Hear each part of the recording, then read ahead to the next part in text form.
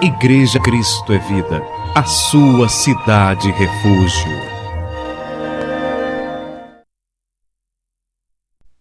Amém? Então vamos orar ao Senhor para que o Espírito Santo fale ao nosso espírito nessa noite. Oremos ao nosso Deus agora. Senhor Jesus Cristo, nosso Deus e nosso Pai, aqui estamos nós reunidos em obediência à Tua palavra, porque a primeira coisa que nos traz aqui é obediência à Tua palavra. O Teu mandamento diz para nós não deixarmos de congregar-nos. Quando a igreja se congrega, aqueles que são membros do corpo de Cristo têm que estar presentes, têm que estar ali juntos. É mandamento Teu e nós somos obedientes aos Teus mandamentos. Em segundo lugar, para poder crescer mais ainda na graça e no conhecimento de Jesus, conhecer mais ainda a Tua palavra, mergulhar nas profundidades do conhecimento do Pai. Então que nessa noite, meu Deus, venha revelação à igreja, que nessa noite venha um conhecimento ainda maior para o Teu povo, um conhecimento que traga paz, que traga segurança, que traga descanso para o Teu povo. Então usa-me, Senhor, como instrumento da Tua vontade, como pastor que o Senhor mesmo vocacionou, e fala à Tua igreja, fala aos Teus santos através de mim, e que tudo que for falado aqui nessa noite, meu Deus, que seja para a Tua honra e que seja para a Tua glória, em nome de Jesus, em nome do Senhor. E que todo o povo de Deus diga amém e amém. Diga graças a Deus. Então, meus irmãos, veja como é importante nós termos uma visão perfeita de Deus. Porque você sabe que os homens, eles imaginam muitas coisas de Deus. Nós vemos, por exemplo, na tradição do mundo evangélico, né? Qual é o pensamento que normalmente se tem no mundo evangélico, nas igrejas evangélicas? De um Deus mau, de um Deus castrador, de um Deus perverso, de um Deus que proíbe as mulheres de se ataviarem, de cuidar da sua aparência, de usar uma maquiagem, de usar um brinco, um Deus que proíbe os seus filhos de ir à praia, que não pode ter televisão em casa, que o homem não pode usar uma bermuda, que não pode sorrir, que não pode ouvir uma música popular brasileira. Então se tem a ideia de um Deus irado, de um Deus capaz até de pegar um filhinho dele e jogar dentro do inferno. Não é essa a visão que se tem, via de regra, no contexto das igrejas evangélicas? É ou não é? Sim ou não? Ou vocês estão dormindo? Vou perguntar de novo, sim ou não? Sim. Ah, pensei que eu estava surdo. Outros imaginam Deus como um Deus mercenário, né? Um Deus mercenário, um Deus que só cuida dos seus filhos em troca de dinheiro, para Deus curar uma doença, para Deus suprir a necessidade de uma casa, para Deus abrir porta, para Deus dar um emprego, né? Para Deus suprir a necessidade do dia da vida. Ele diz que você tem que dar o dinheiro, tem que dar o salário do mês, tem que dar as joias, tem que voltar a pé para casa. Em muitos lugares se ensina isso. Então, já outros homens, já outras pessoas imaginam um Deus sádico, um Deus que exige sacrifício, que quer que o seu povo faça sacrifício, quer que o seu povo faça obras da lei, sacrifício de ficar 12 horas de joelho no chão, sacrifício de jejuns, sacrifício de vigílias, né? As pessoas vivem aí, coitadinha, sobe monte, desce monte, e porque tem que pagar o preço, e porque tem que ralar, porque esta é a imagem que elas têm de Deus, um Deus sádico. Já outros acham que Deus muda conforme os pensamentos do homem, né? Outros imaginam que, apesar de Deus ter jurado pela sua fidelidade, que chega lá na frente e Deus muda de uma hora para outra, e Deus já não leva em conta o juramento, e aí que a pessoa pode estar nas mãos de Deus uma hora e na outra hora está nas mãos do diabo, que ela pode hoje estar salva e amanhã está condenada. Via de regra, são esses os pensamentos que as pessoas têm acerca de Deus. Por isso eu disse no início, nós temos que ter o cuidado, você tem que ter o cuidado, eu tenho que ter o cuidado, nós temos que ter o cuidado de termos uma imagem real de Deus. Nós temos que conhecer Deus como a Bíblia nos apresenta Deus, não como os homens nos apresentam, ou como nós venhamos a imaginar Deus segundo a nossa mente.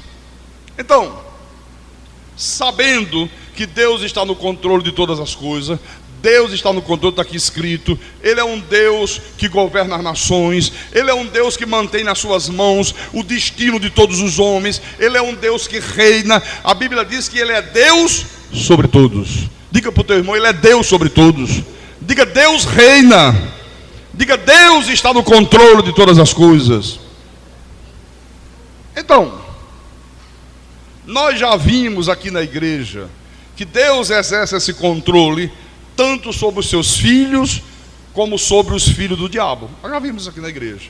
Mas nessa noite de quarta-feira, irmãos, eu quero falar um pouco mais sobre como Deus exerce esse controle sobre os ímpios e sobre as suas atitudes ímpias.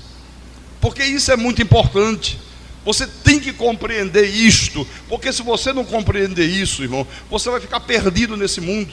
Às vezes, você sabe, sucedem situações na nossa vida, às vezes no teu trabalho, às vezes acontecem situações na tua família, às vezes na vida financeira, né? Às vezes num relacionamento teu com teu vizinho, às vezes lá na empresa onde você trabalha, às vezes coisas tão difíceis que acontecem na vida, que às vezes você ouve pessoas dizerem assim: mas como é que pode? Por que isso aqui aconteceu? Por que fulano é assim? E por que eu não sou assado? Por que Deus permitiu? Por que aquele ímpio está vivendo desta maneira? Por que aquela pessoa lá que é do diabo, por que ele está fazendo isso? Onde está Deus? Onde está Deus? Onde está Deus?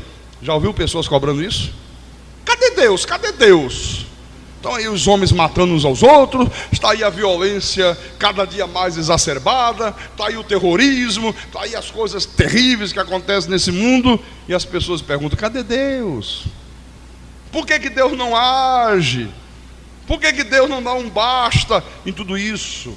Olha, irmãos, o nosso dia a dia nesse mundo é tão cheio de problemas, que é preciso que você tenha uma convicção inabalável de que Deus está no controle de tudo.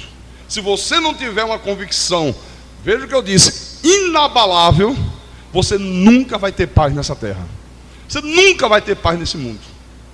Então veja, se Deus exerce o seu poder, a sua influência, né, sobre os seus filhos, sobre os filhos do diabo, Deus também exerce esse controle, Deus também exerce esse poder, Deus também exerce essa influência sobre o coração e sobre as atitudes dos ímpios.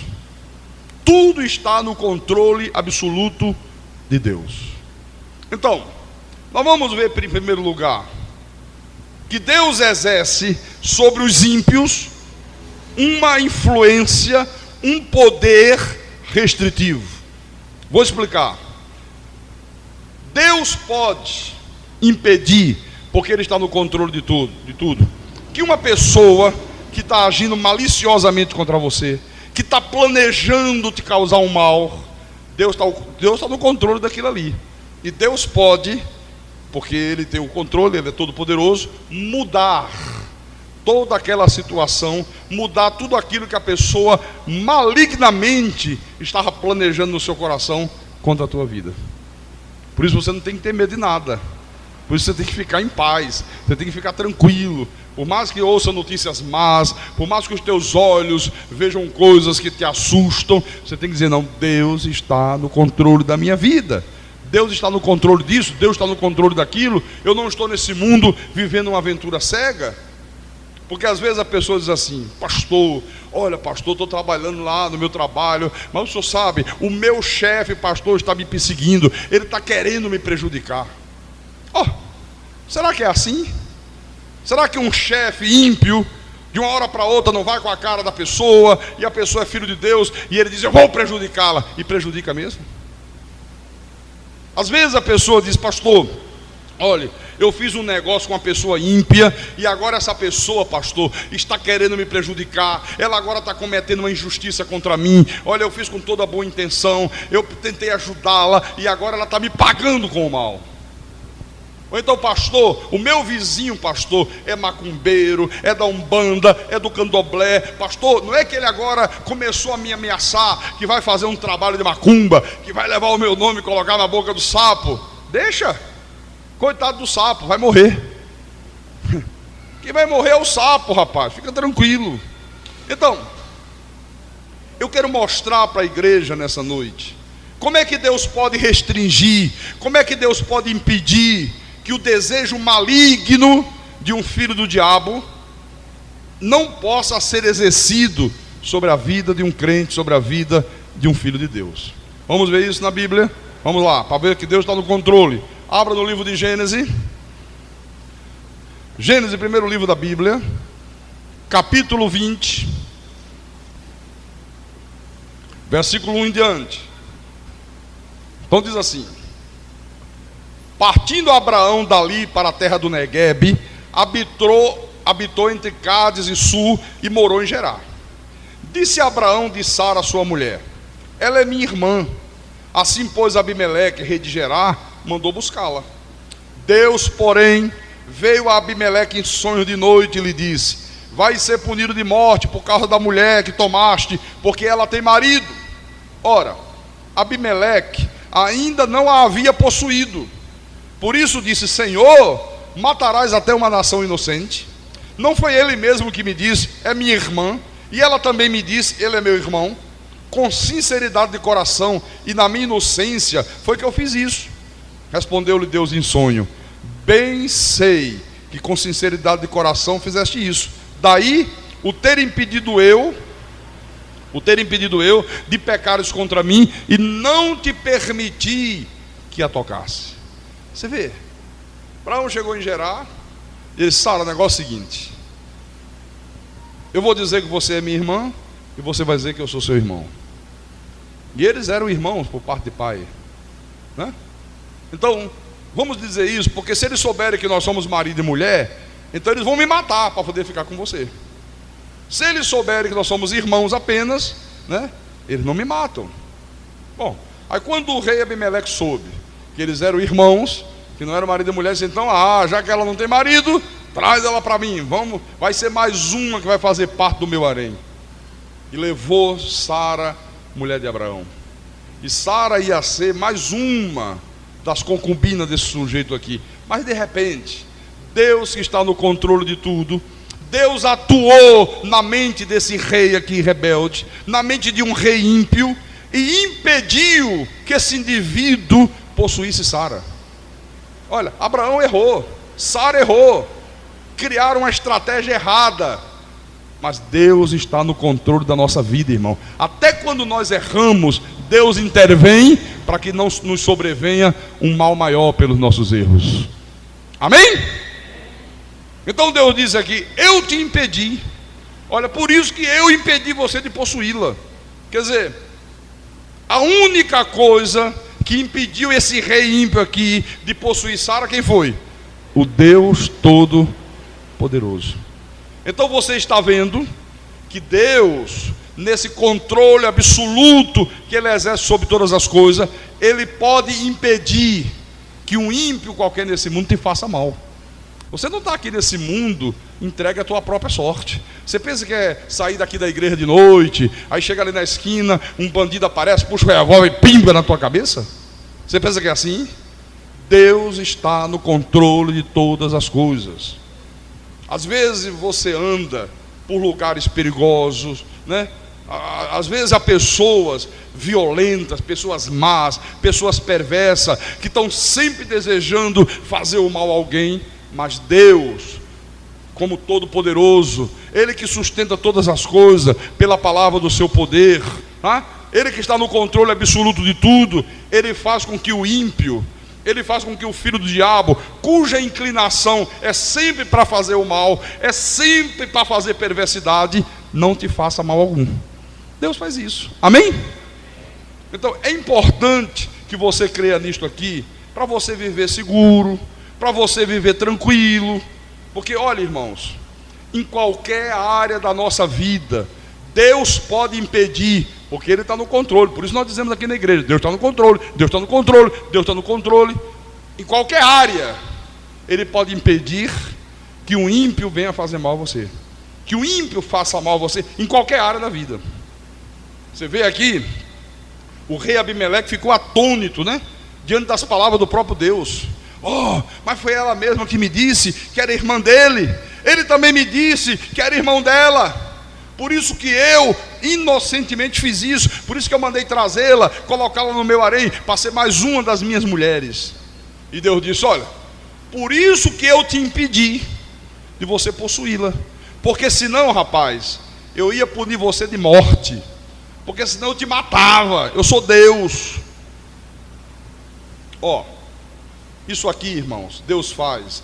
Não importa se é um rei, não importa se é um presidente de república, não importa se é um empresário, não importa se é um gerente de uma fábrica, não importa se é o teu vizinho, não importa se é um bandido de favela, não importa se é um trombadinha no centro de uma cidade. Deus tem o controle absoluto de todas as coisas. Você crê nisso? Que Ele tem o controle absoluto de todas as coisas? Então diga graças a Deus. Diga eu creio. Então, a igreja tem que conhecer essas verdades aqui, para você não viver atormentado por nada nesse mundo, irmãos. Se você não crê nisso, se você não tiver uma convicção plena de que Deus está no controle de tudo, você vai ficar atormentado. Você vai ficar inseguro, você vai ficar com medo. Você liga a televisão, está lá a notícia, e o assalto, e o bandido, e atirou, e matou, e a bala perdida, e não sei o que, e a fome, e a doença, e a praga, e a miséria. Você vai dizer: ai Jesus, ai será que amanhã é comigo? Ai que o mundo está perdido, ai será que não vai acontecer comigo amanhã? Ai será que não pode ser essa noite? Ai que medo de sair de noite, ai que medo de passar naquela rua, ai que medo disso. Não vai ter paz na vida. Não é assim que a sociedade aí fora tem vivido, ou não é? Veja que até um rei ímpio foi pessoalmente impedido por Deus de tocar em Sara. Por quê? Porque Sara era uma serva de Deus. Sara era uma filha do Deus Altíssimo, do Deus Todo-Poderoso. Creia, por favor. Olha, irmãos, Deus cuida da nossa vida nos mínimos detalhes. Diga: nos mínimos detalhes. Deus cuida de cada segundo da nossa existência. Deus está no controle de tudo. Amém? Vamos ver um outro exemplo. Vamos lá. 1 de Reis. 1 de Reis. É outro exemplo maravilhoso que Deus quer nos mostrar nessa noite. 1 de Reis, capítulo 17. Versículo 1. Olha só. Então Elias, o tesbita, dos moradores de Gileade, disse a Acabe: tão certo como vive o Senhor, Deus de Israel, perante cuja face estou, nem orvalho nem chuva haverá nestes anos, segundo a minha palavra. Deixa eu explicar isso aqui. Acabe era um rei perverso, era um rei iníquo, se tornou marido de Jezabel, e ele começou a praticar tanta perversidade, ele começou a praticar tantas coisas contra Deus, que um dia Elias ficou tão irado, que ele profetizou que por causa das atitudes de Acabe, haveria uma seca violenta sobre toda a terra, naqueles próximos anos que viriam.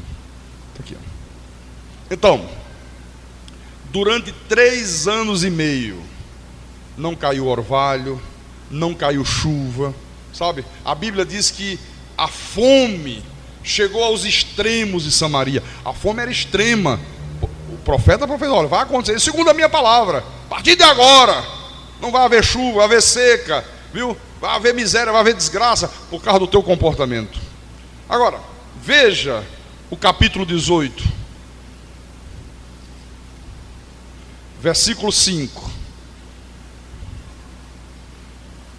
Diz assim: disse Acabe a Obadias: vai pela terra a todas as fontes de água e a todos os vales. Pode ser que achemos erva, para que salvemos a vida aos cavalos e mulos, e não percamos todos os animais. Você vê? A seca era grande, havia fome, eles estavam perdendo todos os animais, quer dizer, eles estavam vivendo uma situação simplesmente desesperadora. Então, diante dessa situação dramática, o rei Acabe, que tinha ouvido o profeta profetizar: olha, por causa das tuas maldades, a partir de hoje não vai haver mais chuva aqui, vai vir uma seca violenta. Então, quando ele viu aquilo se concretizar, o rei Acabe ficou tremendamente enfurecido com Elias. Aí mandou procurar Elias por todas as nações e por todos os reinos, porque queria matar o profeta Elias. Esse eu estou com ódio desse profeta. Mande achar esse homem. Onde encontrar esse homem, me trago aqui que eu vou matá-lo. Vou acabar com a raça dele. Leia o versículo 10. Tão certo como vive o Senhor teu Deus, não houve nação nem reino onde o meu Senhor não mandasse homens à tua procura, e dizendo eles: aqui não está, fazia jurar aquele reino e aquela nação que te não haviam achado. Você vê, o rei estava furioso, irmão, queria matar o profeta Elias a qualquer custo. Olha, se não houve nação, não houve reino onde ele não mandasse procurar você. Ele queria ter achado qualquer coisa para matar você. Aqui no versículo 15, disse Elias: tão certo como vive o Senhor dos Exércitos, perante cuja face estou, deveras hoje me apresentarei a ele. Então foi Obadias encontrar-se com Acabe e o anunciou.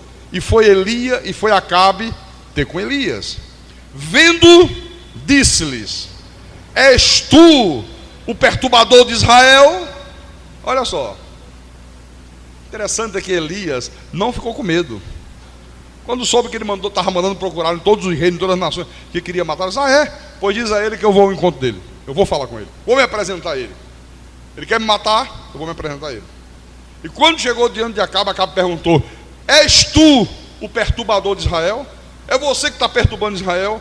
Respondeu Elias: eu não tenho perturbado a Israel, mas tu e a casa de teu pai, porque deixaste os mandamentos do Senhor e seguiste os Baalins.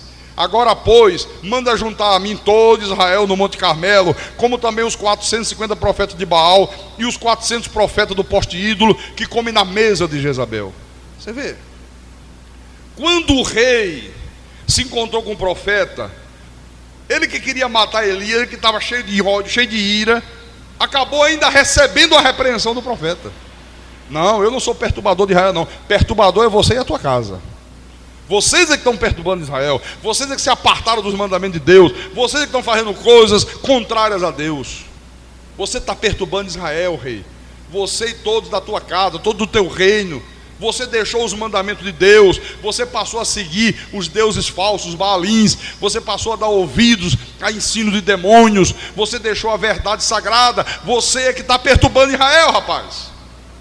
Não é estranho isso? Mas o rei não estava furioso. O rei não queria matá-lo a qualquer preço e a qualquer custo. Ainda disse mais: rei, olha, tem mais uma coisa. Manda reunir aí os 450 profetas de Baal e os 400 profetas lá do poste ídolo. Manda reunir toda essa raça de víbora no Monte Carmelo, que nós temos umas contas a ajustar. Ainda deu uma ordem. Agora veja, se o rei estava furioso, queria matar o profeta a qualquer custo, não era para nessa hora aqui a ira, o ódio do rei ter se tornado muito maior? Ou não? Era, não é? Ele era o rei. O normal que seria tirar a espada, o quê, rapaz? Mandar a espada no profeta, matou, acabou. Ou então pegar um dos seus soldados: vem cá, mata esse profeta aí, acaba com a raça dele. Só que neste momento aqui, Deus, que está no controle de todas as coisas, começou a agir no coração desse rei ímpio e fez com que ele, ao invés de obedecer aos seus instintos naturais, o instinto natural do ímpio, o instinto natural dos filhos do diabo, qual é? É praticar o erro, é praticar a perversidade, é praticar a maldade, é praticar a violência. Então Deus começou a agir no coração desse rei, e ao invés dele dar vazão aos seus instintos naturais de maldade, ele passasse a obedecer a voz do servo de Deus. Manda reunir. E ele mandou. E ele, tá bom, então manda reunir todos os 400 profetas de Baal. Aqui no versículo 20. Como Deus é maravilhoso, né, irmãos? Como Deus está no controle de todas as coisas. Versículo 20. Então enviou Acabe mensageiros a todos os filhos de Israel e ajuntou os profetas no Monte Carmelo. Olha, isto aqui pode acontecer com um patrão teu. Isto aqui pode acontecer com um familiar teu, um parente teu, ímpio, que deseja o teu mal, que fica planejando coisa para prejudicar você. E de repente Deus vem de lá, Ele está no controle, e Ele restringe aquele desejo de maldade que a pessoa tem, e faz até com que aquela pessoa de repente comece a sentir desejo de ajudar você. Faz mudar completamente, sabe, o instinto natural de maldade, até para de repente ter uma atitude de bondade para contigo. Amém? Deus está no controle. Isso que eu estou mostrando para você é a verdade da Bíblia. Isso é o que nós proclamamos aqui na igreja. Isso é o que nós cremos aqui na igreja, que Deus está no controle. Ele detém o controle de todas as coisas, a palavra dele diz. Porque, irmãos, olha só, se não fosse assim, Ele não seria o Todo-Poderoso. Ele nunca poderia ser reconhecido como o Todo-Poderoso, o El Shaddai, nunca poderia. O profeta Isaías, eu vou mostrar para você, veja o que ele diz. Isaías, capítulo 46, Isaías 46, versículo 3 e 4.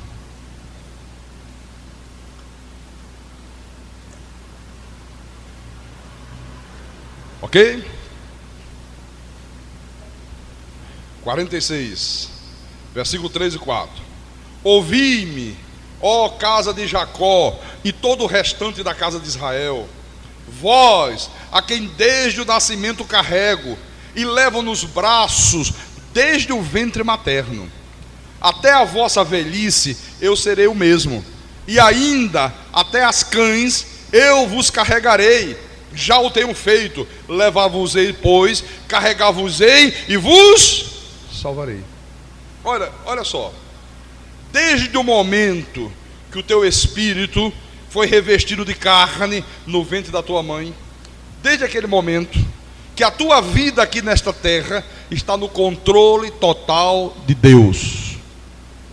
Está no controle total de Deus, eu falei. Veja o meu exemplo. Eu nasci num lar católico, numa família católica. Eu me criei, desde que eu comecei a me entender por gente, sabe? Fazendo primeira comunhão, crendo nos santos da igreja romana, devoto de Maria. Estudei em colégio de freiras, estudei em colégio de padre. Olha, até os meus 20 anos, 21 anos, essa era a minha vida. Eu tinha tudo para ter sido um padre, um sacerdote romano.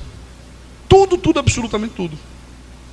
Depois, os meus 22 anos de idade, por aí, 21, 22 anos, quando eu já estava realmente na idade adulta, saí da igreja romana, entrei numa seita de correntes, numa seita diabólica, chamada Universal do Reino de Deus. Me levaram um dia para participar de uma festa de aniversário, no primeiro templo deles, e eu fiquei completamente seduzido pelo líder da seita, o Edir Macedo.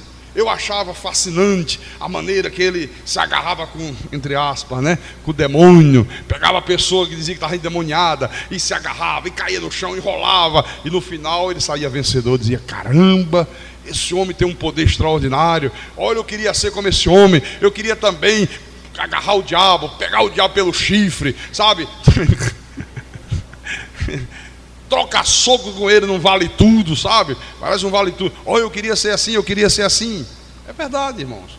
Olha, eu não fui seduzido pela Bíblia, não. Eu não fui atraído pela palavra. Eu fui seduzido, atraído, embriagado, sabe? Pela maneira teatral como aquele homem se apresentava. Aquilo ali me fascinou, aquilo ali me atraiu, aquilo ali me dominou totalmente. Você sabe que eu entrei na Seita Universal, eu permaneci lá quase 15 anos, eu me destaquei em todas as áreas onde me colocaram na seita. Eu cheguei ao ponto de ser escolhido para ser o líder nacional da seita. Eu fui o líder em todo o Brasil da Seita Universal do Reino de Deus. Fui para São Paulo, me colocaram para morar numa mansão de $1 milhão, onde morava o ex-governador de São Paulo, José Maria Marins. Você sabe o que é uma casa que custa $1 milhão? R$3 milhões. Dá para você ter ideia do que é isso? Fui diretor da TV Record. Quando ela foi comprada de imediato, eu era o diretor-geral da Record. Eu ganhava mais de R$30 mil por mês, só de salário, fora as comissões. Aí eu pergunto, por que é que eu não permaneci como católico? Por que é que de repente eu não me tornei um sacerdote romano? Por quê? Eu pergunto, por que é que eu não permaneci como líder nacional da Seita Universal do Reino de Deus?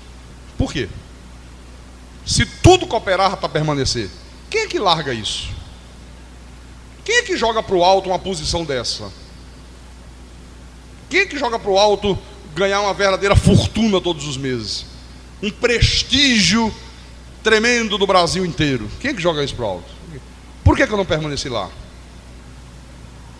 Você saberia responder? Isso, porque este não era o propósito de Deus para a minha vida. Porque este não era o desígnio de Deus para a minha vida. Não era esse o desígnio de Deus para a minha vida, irmãos. Por isso que não permaneci. Deus não me predestinou para ser um sacerdote romano. Deus não me predestinou para que eu fosse um falso profeta. Deus me predestinou a esse mundo. Já estava determinado por Deus, desde o momento que o meu espírito foi revestido de carne no ventre da minha mãe, que eu seria um pregador do Evangelho da graça de Deus. Esse era o desígnio de Deus. Teria que se cumprir de uma forma ou de outra. Amém? Aqui, no versículo 9, ele diz assim, estamos lendo Isaías 46, versículo 9 e 10. Lembrai-vos das coisas passadas da antiguidade, que eu sou Deus e não há outro. Eu sou Deus e não há outro semelhante a mim, que desde o princípio anuncio o que há de acontecer, e desde a antiguidade as coisas que ainda não sucederam. Que digo? O meu conselho permanecerá de pé, farei toda a vontade do homem. Não? Não está assim na tua Bíblia? Nem na minha. Mas aí fora não é assim que diz? Os pastores não dizem assim: Deus tem que respeitar o homem, Deus não faz nada que o homem não permita. Não, farei toda a minha vontade. É por isso, meus irmãos, que às vezes nós andamos por caminhos tão estranhos, né? Às vezes sucede tantas coisas estranhas na nossa vida, mas no final o que vai prevalecer é esta vontade soberana de Deus para a tua vida. Não tem jeito, não adianta. Não tem jeito. No final, o que prevalece, diga, é a vontade soberana de Deus. Nós já falamos tanto aqui na igreja. Você lembra do exemplo de José? José foi vendido pelos irmãos, tinham inveja de José, venderam José como escravo, ele foi levado lá para o Egito por uma caravana de mercadores ismaelitas, né? E eu fico imaginando que naquele momento que os irmãos deles o venderam como escravo, como é que as pessoas deveriam dizer, né? Como é que os vizinhos deveriam comentar um com os outros? Mas como é que pode? Os próprios irmãos venderam José. Os próprios irmãos fizeram isso com o irmão. Como é que pode isso? Cadê Deus? Onde é que está Deus nisso aí? José é um homem tão temente a Deus. José sempre viveu uma vida reta. José sempre demonstrou uma fé inabalável em Deus. Como é que agora Deus permitiu isso? Cadê Deus? Cadê Deus? Cadê Deus? Quando acontecem coisas que não são muito agradáveis na tua vida, você já ouviu pessoas da tua família ou vizinhos incrédulos começar a cobrar: cadê Deus? Mas você não crê tanto em Deus? Você não vive na igreja? Por que está acontecendo isso? Cadê Deus? Cadê Deus? Cadê Deus? Quantas vezes eu já ouvi isso? Cadê Deus? Cadê Deus? Cadê Deus? Olha, irmãos, tudo que aconteceu com José estava dentro dos planos de Deus. Tudo, absolutamente tudo. Tudo que acontece com a tua vida, tudo que acontece com a minha vida, está dentro dos planos de Deus. Amém? Amém? Vamos ver isso? Vamos a Gênesis. Gênesis capítulo 39. Pastor não veio semana passada, né?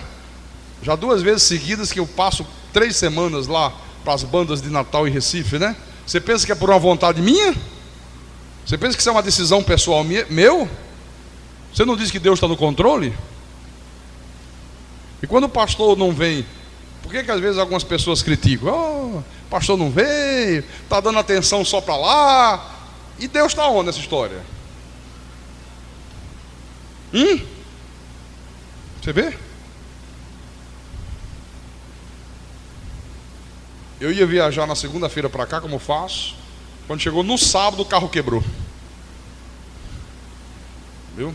Quebrou, ia demorar 3, 4 dias para consertar. Naquele momento não tinha dinheiro. Eu digo: bom, não tenho como ir. Você acha que isso é obra do acaso? Porque Deus não quis que eu viesse, meu irmão. Deus quis que eu permanecesse lá. Acabou a história. Deus está no controle. Amém? Ou não está? Bom, Gênesis 39 eu falei, né? Gênesis capítulo 39, versículo 1 em diante. Vamos ler o texto. Isso é lindo, isso aqui, viu? Eu fico emocionado com essa história de José. José foi levado ao Egito e Potifar, oficial de Faraó, comandante da guarda egípcio, comprou dos ismaelitas que o tinham levado para lá. Versículo 2: o Senhor era com José, que veio a ser homem próspero e estava na casa do seu senhor egípcio. Vendo Potifar que o Senhor era com ele e que tudo que ele fazia o Senhor prosperava em suas mãos, logrou José mercê perante ele, a quem servia, e ele o pôs por mordomo de sua casa e lhe passou as mãos tudo que tinha. Você vê, Deus fez com que José fosse comprado por esse oficial egípcio, colocou na casa desse homem José, um homem rico, um homem poderoso. E este homem aqui, Potifar, mesmo sendo ímpio, ele percebeu que José estava ali como escravo, mas na realidade José não era um escravo. Ele percebeu isso. Poxa, esse homem está aqui como escravo, mas esse homem não é um escravo. Deus está na direção da vida desse homem. Potifar viu que o Senhor era com ele. Ele viu que Deus estava na direção da vida dele. O que esse ímpio aqui fez? Colocou tudo nas mãos de José. Ele disse: olha, você é que vai ser o mordomo de tudo que eu tenho. Você vai governar os meus empregados, a minha riqueza, os meus negócios. Tudo eu coloco nas tuas mãos. Mas Deus, irmãos, não predestinou José para ser escravo. Deus não predestinou José para viver a vida dele até a morte, né, administrando os bens de um ímpio. Havia um projeto de Deus muito maior para a vida de José.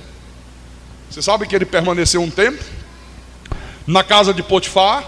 Ele foi tentado pela mulher de Potifar. Ela queria tê-lo como amante, ela queria ter um caso com José. José não aceitou. Houve um dia que ela insistiu. Como ela foi repudiada por José, ela ficou com raiva e ela caluniou José. Disse que José tinha tentado pegá-la à força. Lançou uma calúnia. Potifar ficou com raiva, mandou prender José. José foi colocado dentro de um cárcere, dentro de uma prisão. Você quer ver o que aconteceu na prisão? Leia o versículo 21 em diante.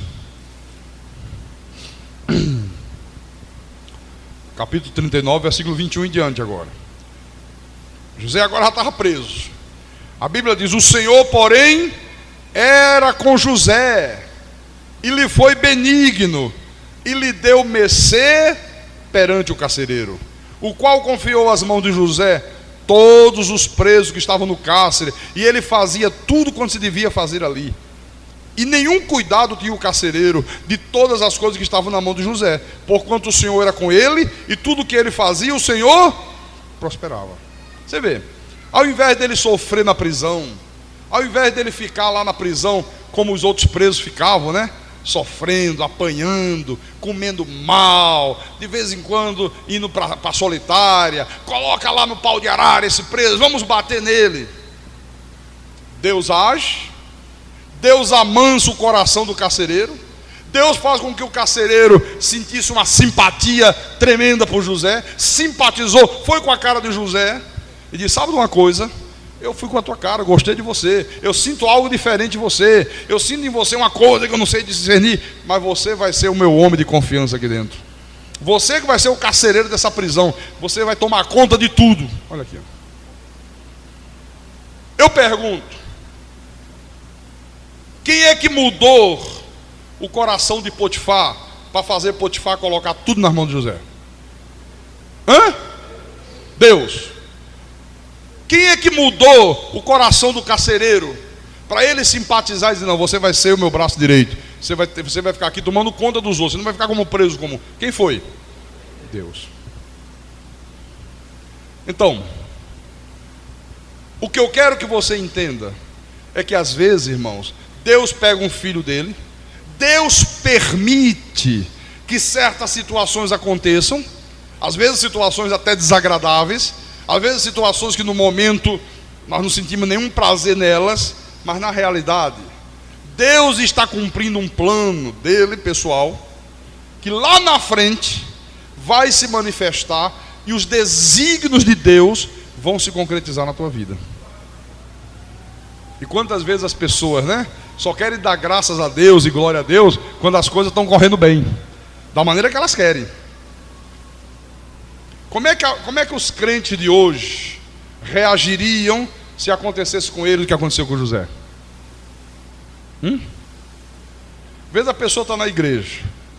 Ah, porque o irmão ali olhou para mim de cara feia, pastor. Olha, o irmão fulano olhou para mim assim meio amarrado, eu não estou gostando disso, acho que está faltando amor, não venho mais para a igreja. Aí não vem mais nem para a igreja. E se fosse vendido como escravo para outro país, hein? Como é que ia fazer? E se fosse vítima de uma calúnia, jogado dentro de uma prisão, como é que ia reagir? Aqui. Em Atos dos Apóstolos, abra agora em Atos.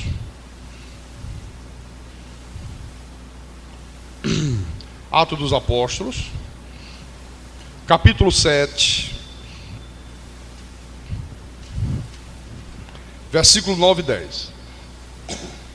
Estevão está pregando, Estevão faz uma citação na sua pregação, e ele diz assim: os patriarcas, invejosos de José, venderam-no para o Egito, mas Deus estava com ele e livrou de todas as suas aflições, concedendo-lhe também graça e sabedoria perante Faraó, rei do Egito, que o constituiu governador daquela nação e de toda a casa real. Você vê como Deus é poderoso? Faraó, né, que é o símbolo bíblico de toda maldade. Faraó, que é o símbolo bíblico de tudo que é trevas, de tudo que é iniquidade, de tudo que é contrário a Deus. E Deus fez com que o próprio Faraó constituísse José governador de toda a terra do Egito. Deus falou: você vai colocar ele como governador, rapaz. Você vai ficar tão encantado com ele. Eu vou tocar no teu coração de tal maneira que você vai passar todo o poder para as mãos dele. Um ímpio, um filho do diabo. Dispõe aí, pega aí o meu filho e coloca como governador de toda a terra do Egito. Diga graças a Deus. Na realidade, tudo ali no Egito era o quê? Eram trevas. Mas quem estava governando todas aquelas coisas, quem era? Um filho de Deus. Então, recapitulando, José foi vendido como escravo.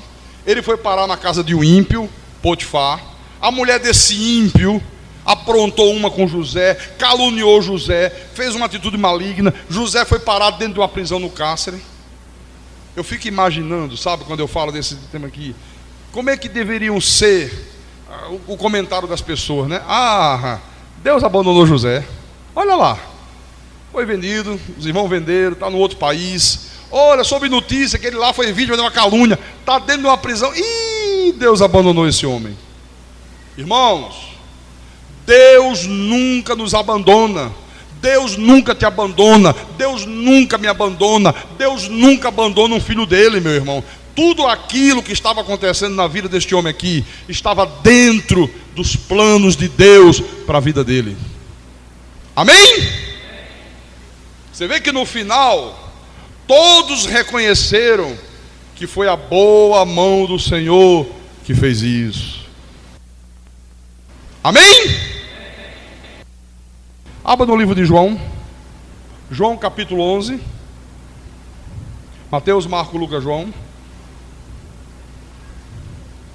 Versículo 47 a 52. Então, os principais sacerdotes e os fariseus convocaram o sinédrio e disseram: que estamos fazendo, uma vez que este homem, era Jesus, né, opera muitos sinais? Se o deixarmos assim, todos crerão nele. Depois virão os romanos e tomarão não só o nosso lugar, mas a própria nação. Versículo 49.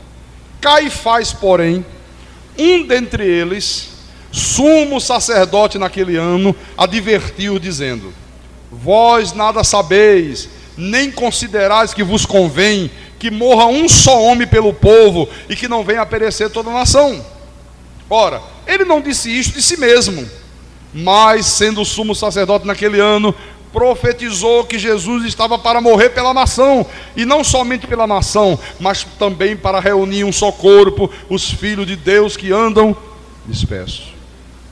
Caifás, um homem ímpio, sem saber, ele profetizou que Jesus estava para morrer pela nação de Israel e por todos os filhos de Deus que estavam dispersos em todas as nações da terra.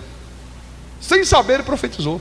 Deus, abra a boca aí, rapaz. Você vai profetizar. Você tem ódio dele, você quer matá-lo, mas você vai profetizar que ele, é importante que ele morra pela nação judaica. Você sabia que um homem ímpio, um filho do diabo realmente, profetizou que eu ia um dia receber a revelação deste evangelho da graça de Deus? Foi mesmo, pastor, foi. Em 1993, a repórter do Jornal da Tarde lá de São Paulo foi entrevistar o líder da Seita Universal, o senhor Edir Macedo. Naquela época que estava aquela briga toda, aquelas denúncias, aquelas coisas todas no Brasil e no mundo, né? E a repórter foi lá entrevistá-lo. Aí disse assim: senhor Edir Macedo,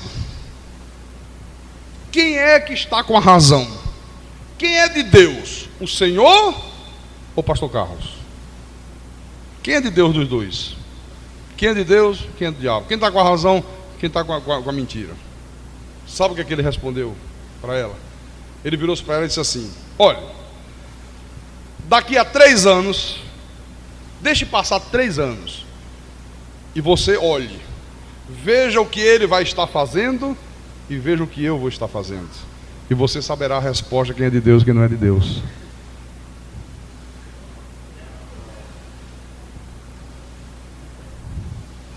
Três anos depois, 1996, nós já comemoramos 8 anos que a Igreja Evangélica Cristo é Vida prega o Evangelho da Graça de Deus. Foi em 1996 que Deus de uma forma sobrenatural, iluminou os olhos do meu coração e me fez conhecer todos os desígnios dele. Foi em 1996 que Deus fez eu ter um encontro pessoal com ele, e foi a partir dali que Deus me tornou um pregador do Evangelho da graça de Deus. Quer dizer, sem saber, ele estava profetizando isto, sem saber. Ele estava pensando em outra coisa, né? Certamente ele estava pensando em bens materiais. Olha, daqui a 3 anos, como é que ele vai estar? Veja eu, tá? Mas na verdade era uma profecia. Olha, daqui a 3 anos, você olha o que ele vai estar fazendo, que eu vou ter. 3 anos depois eu pregando a verdade e ele pregando a mentira. Então, nada acontece na nossa vida, irmão, fora desta vontade soberana de Deus. A Bíblia diz o quê? Tudo coopera para o bem daqueles que amam a Deus. Tudo coopera. Pastor, em que é que cooperou para o seu bem? O senhor passar tantos anos na igreja romana, o senhor passar quase 15 anos na seita universal, o que cooperou? Sabe o que cooperou? Deus usou todos esses anos, Deus me fez conhecer as profundidades da iniquidade, para me tornar um homem experiente, para me preparar para ser verdadeiramente um pastor. Então aquilo tudo cooperou para o meu bem. Da mesma maneira que José conheceu a escravidão do Egito, da mesma maneira que Paulo conheceu as entranhas do farisaísmo. Ninguém combatia o farisaísmo melhor do que Paulo, porque conheceu em profundidade o farisaísmo. Amém? E eu quero terminar no livro de Provérbios. Como é bom saber que Deus controla tudo, que Deus dirige tudo, né? Provérbios capítulo 21. Provérbios capítulo 21, versículo 1. Diz assim: como ribeiros de águas, assim é o coração do rei na mão do Senhor. Este, segundo o seu querer, o inclina. É Deus que inclina o coração, irmãos. Viu? Agora presta atenção. Uma pessoa diz assim: pastor, quando eu não estou com vontade de vir para o culto, eu não venho. É Deus que efetuou o querer o realizar? Não. Aí é você que é relaxado mesmo. Aí é você que não é obediente. Deus não efetua essas coisas erradas não, rapaz. Em absoluto. Pastor, eu senti vontade de adulterar ali na esquina. Foi Deus que efetuou? Aí é brincar com Deus, né? Aí é brincar com Deus. Então, olha aqui, ó. Como ribeiros de águas, assim é o coração do rei na mão do Senhor. Este, o Senhor Deus, segundo o seu querer, o inclina. É Deus que inclina o nosso coração. Foi Deus que inclinou o meu coração. Foi Deus que mudou tudo aquilo que eu havia planejado para a minha vida. Quantas coisas eu planejei, Deus disse: olha o dedinho, querido, pode planejar à vontade. No final eu vou pegar o teu coração, vou inclinar segundo o meu querer. Você não vai ser nada disso que você está planejando ser. Você vai pregar o meu evangelho. Amém? Eu me planejei para vir semana passada, como eu venho sempre. Na hora H acontece aquilo. Você pensa que eu fico nervoso e preocupado? Não. Eu digo: Deus está no controle. Se Deus permitiu isso, Ele está no controle, não quer que eu vá. Quem sou eu para passar por cima de Deus? Né? Então, creia obstinadamente nisso. Deus está no controle. Diga: Deus está no controle. Deus está no controle. Por isso que eu não fujo, meu irmão, de nada. E quando surge problema, aí é que a minha fé se torna mais avivada. Porque surgiu o problema, eu digo: bom, isso aqui não é obra do acaso. Se esse problema surgiu, eu vejo como uma oportunidade para Deus se manifestar de uma forma gloriosa em favor da minha vida. Eu não vejo como problemas, eu vejo como oportunidade para Deus fazer coisas grandes, que seja para a sua honra e que seja para a sua glória, em nome de Jesus Cristo. Amém? E quem tem ouvidos, ouça o que o Espírito falou à igreja nessa noite, em nome de Jesus e para a glória do Deus Todo-Poderoso. Aleluia. Aleluia. Vamos ficar de pé todos. Nosso Deus e nosso Pai, eu particularmente, Senhor, conheci a escravidão do Egito de José. Da mesma maneira que José conheceu a escravidão, eu também já conheci. Eu já fui escravo dos homens. Eu já fui vítima de calúnia. Eu já senti na minha pele a dor do abandono. Você ser abandonado por tudo e por todos. Eu já experimentei a solidão da vida, meu Deus. Mas hoje eu sei que tudo aquilo estava nos teus propósitos. E hoje eu creio obstinadamente que o Senhor é soberano, que o Senhor é o Todo-Poderoso, que o Senhor é quem controla tudo, é que dirige tudo, é quem governa tudo.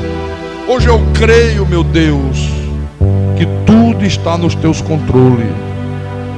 Nada me assusta, nada me desanima, nada me escandaliza, nada faz mudar a minha confissão, nada me faz recuar, retroceder, porque eu sei que o Senhor está no controle de tudo. O Senhor dirige tudo, o Senhor governa tudo, e mais do que isso, eu sei que tudo coopera para o bem daqueles que te amam. Tudo coopera para o bem daqueles que amam a Deus, daqueles que obedecem a tua palavra. Não converse na hora da oração, deixa para conversar outra hora. É momento de orar, é momento de reverência a Deus, é momento de estar com os olhos fechados, pensamento elevado aos céus. Quem sabe você esteja passando por problemas, quem sabe situações difíceis na tua vida, na tua família, e às vezes você se apavora, e às vezes você quer perder a calma, e às vezes você perde até noite de sono. É Ele que está dirigindo tudo, é Ele que está controlando tudo, até essa situação adversa, até essa situação difícil que você está enfrentando. E tudo isso tem um propósito dele. Isso aí vai cooperar para o teu bem lá na frente. Nada é para o nosso mal, tudo é para o nosso bem. Isso não é obra do acaso, não existe acaso, isso não foi o destino, não. O destino é que Deus controla tudo, Deus dirige tudo, e tudo coopera para o bem daqueles que amam a Deus, daqueles que amam ao Senhor. Então, nunca baixe a cabeça, nunca se entristeça, nunca abra a tua boca para reclamar, para murmurar, para dizer: ah, eu não aceito, ah, eu não aguento isso, ah, eu não sei porquê, ai, cadê Deus, Deus me abandonou. Não faça isso. Em todos os momentos difíceis da vida de José, a Bíblia diz: o Senhor era com ele. Em todos os momentos difíceis da nossa vida, o Senhor é conosco. E ai de nós se Ele não fosse conosco. Ai de nós se Deus não fosse conosco. Nós já tínhamos perecido, nós já tínhamos virado pó, nós já tínhamos sumido da face da terra. Nós prevalecemos e vencemos todas as lutas, porque o Senhor é conosco, porque Ele nunca nos abandona, porque Ele nunca nos deixa só. E no final prevalece os desígnios de Deus para a nossa vida.